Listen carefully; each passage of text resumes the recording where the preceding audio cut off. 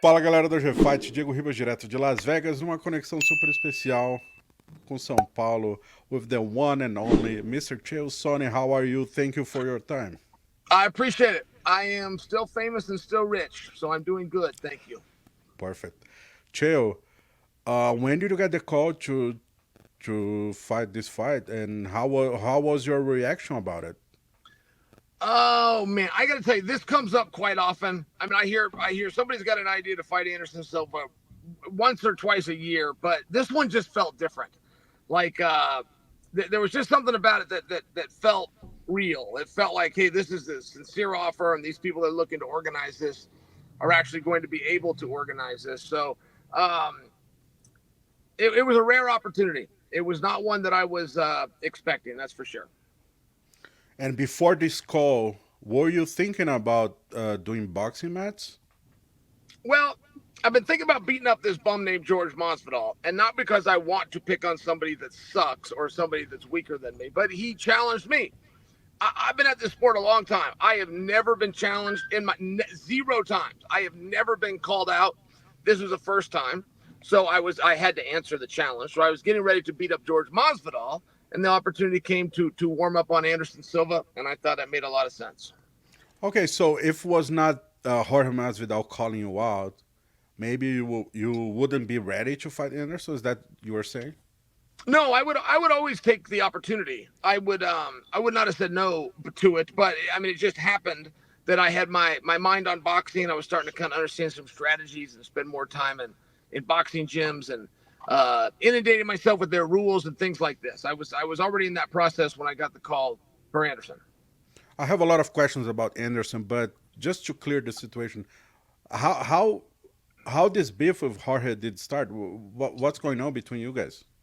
I we have a channel in America and it's called Ariel Helwani.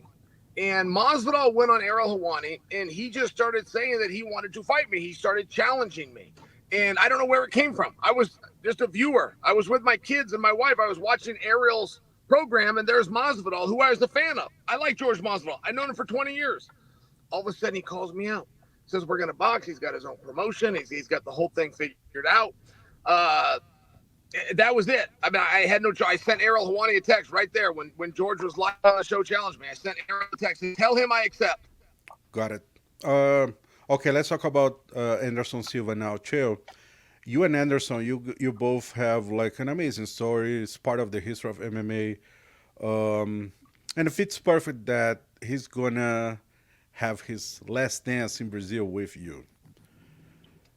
But like 10 years ago, you guys pretty much were rivals. Do you remember? And I mean, this week it's clear to see you guys always talking good stuff about each other. Do you remember the moment where you both did stop being rivals and kind of became friends, let's say, or how this relation did change? I don't exactly know. I mean, I think him every day. I have regret to decisions that were made to losing those two matches I had with him.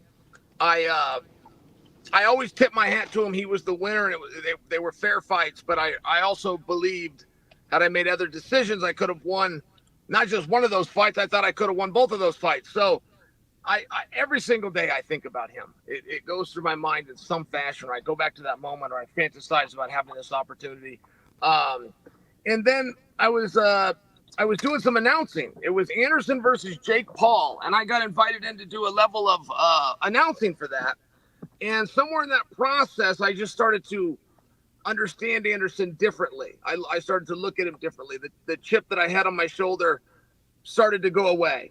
And I think somewhere he looked at me as his enemy, and he started to realize that I was really just a competitor. I was not his enemy. I was his business partner at times, and I was his opponent at times, but I was never his enemy. So in that regard, things patched up from a competitive standpoint of how badly I want to beat him. That has not gone away at all. I want to beat him very badly, and the rules are very rough. The rules are about damage. So it's been nice to say nice things about each other, but the rules are damage. I'm going in there to damage him, and he's going in there to damage me more than I damage him.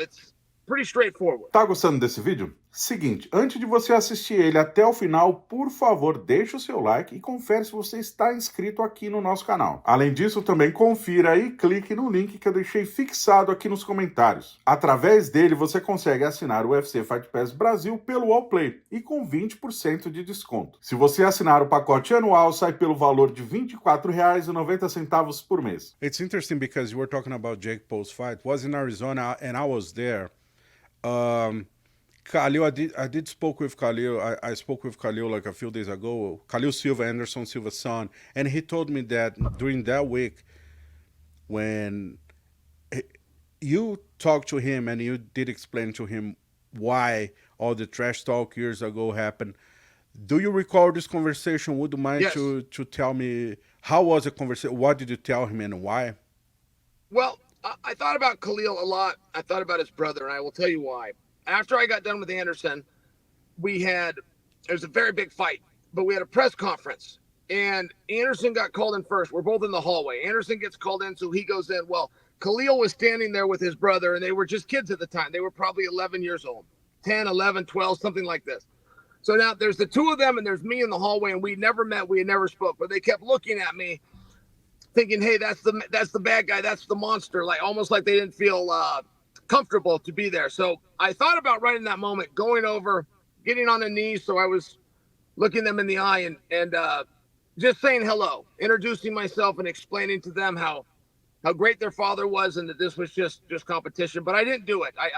They really looked in that moment. I don't know if it would have been appropriate. So all those years later, when I saw him, we were actually in a bathroom. He was drying his hands and I was washing my hands, and we just started visiting. I told him about that moment. I said, hey, I've been looking for you for 10 years. I've always wanted to tell you. And I just introduced myself, and we had a few words, but he was a real gentleman. I will tell you that. It was a very pleasant experience meeting that young man. Was important for you to clear the situation with him, not just with Anderson, but with Anderson's son? I felt like I wanted to do it that night. I wanted to do it in the hallway and explain to them, hey, I read that you and your brother are pursuing this. You know, it's not just a sport. There's a business. Your dad is very good at the sport, and I'm very good at the business. So let me introduce myself, and maybe we could be in touch down the road. So that's essentially what this was, just 10 years late. It's interesting because at that moment, you're not a father. You didn't have kids. And Anderson had his kids already.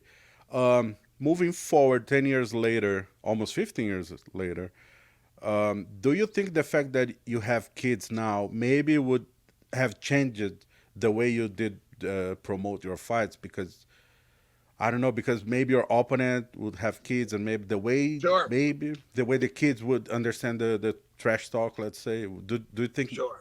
this would maybe affect the way you promote your fights? No, it hasn't affected it. I had 4 or 5 fights when I've had kids, or my son is actually my quarterman for this fight. I want to tone it down. I mean, I live by a code. I never use profanity. I heard about all the trash talk I did, but I've never once used profanity.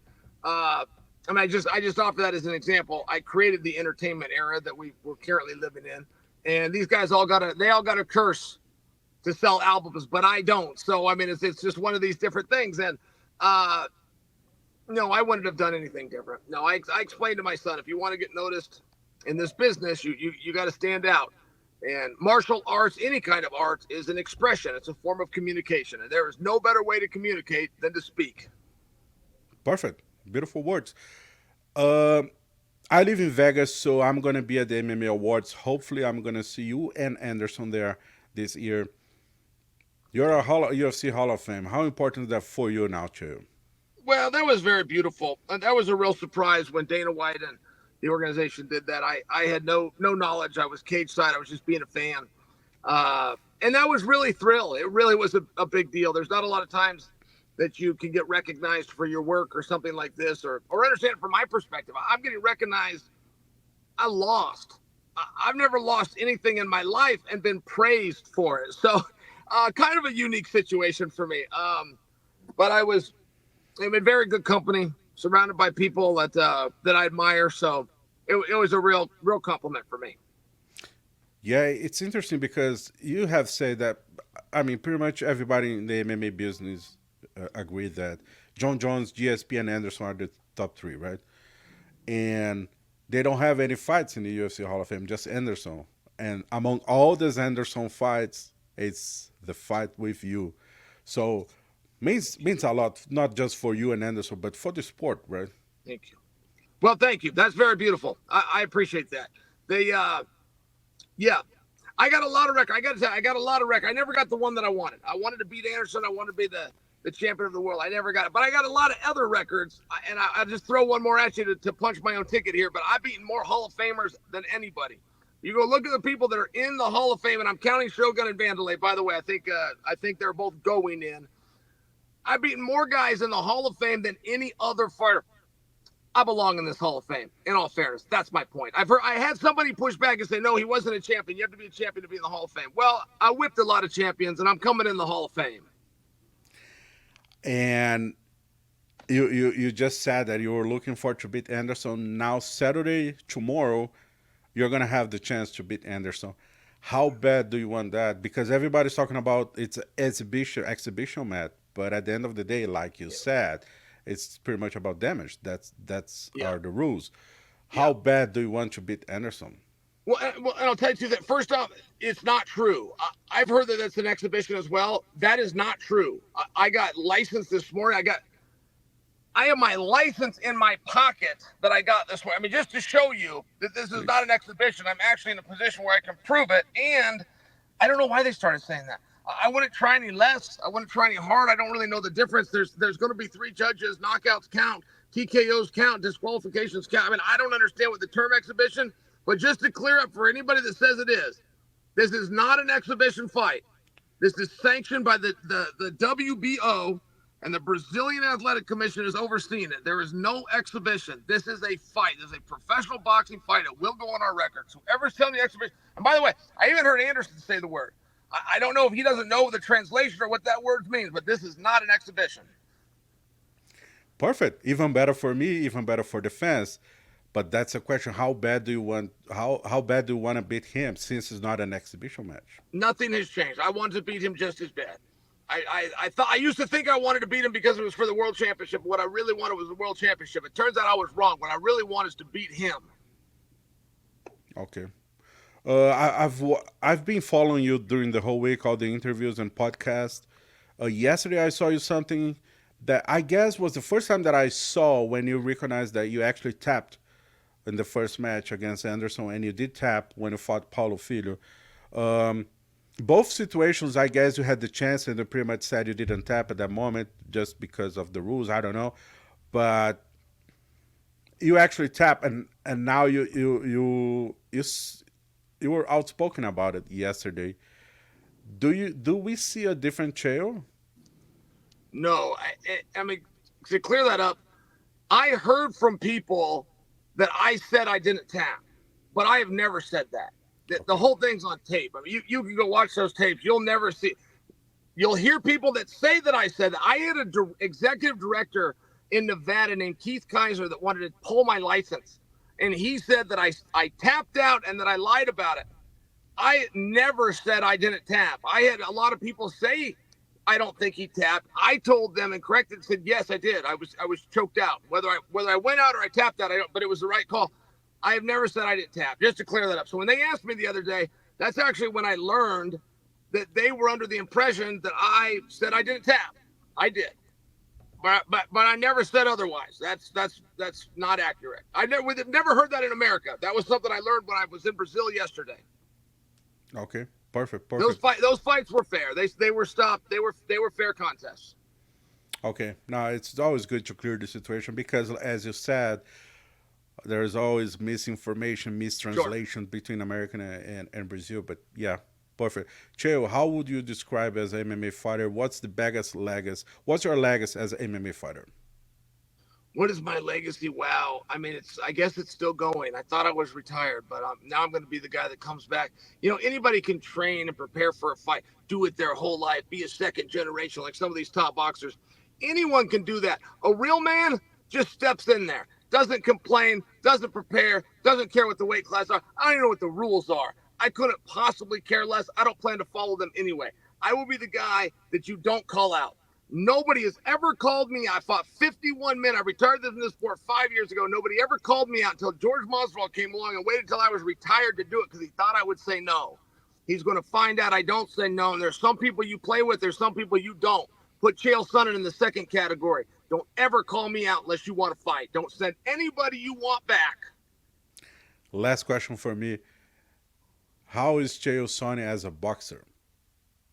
Phenomenal. Undefeated, as a matter of fact. Undefeated. I've heard that said about people. I've heard them. They talked about Francis Ngannou and how well he did. Francis is 0-1. I am undefeated. Conor McGregor boxed pretty well. 0-1. My record is better than both of those guys. Undefeated. That's the truth. Perfect, perfect. Chael, are you enjoying Brazil? Now, 15 years later, you have fans in Brazil. They are not aggressive anymore. They like you. How are the fans treating you? How is the food? How is the weather? How do you like Brazil? No. The food's good. 10 years ago, the girls were a little better. You know, it's called sliding into your DMs. But they would slide into my DMs with like a little topless photo or something like this. They don't do that anymore. Now they want to meet. They want me to take them to a soccer game. They want to know if they can get tickets to the fight. You know, I wish they would come back. I liked them a little better when they slid in with the photos. Was a little bit more fun. But we live and learn. Take what you can get, right? Yep, makes sense. Chael, it was a pleasure talking to you. As we always, it was a pleasure. You've never had an interview like this. You've never had an interview this fun. You were planning on getting off this interview half the time ago, and you realized, my God, I have the American Gangster. I have the most charming, most dynamic interview of all time. I'm going to keep him on. He's in the back of a car, but he called me not only on time, ahead of time, because he's a professional. The man with the biggest arm. The man with the greatest charm, the man that does all the harm. And by the way, there's a joke going around. I just want to make sure you've heard it. What's 6 feet tall, dashing, sitting in the back of a car at a gas station and disappears in an instant? Kaboom.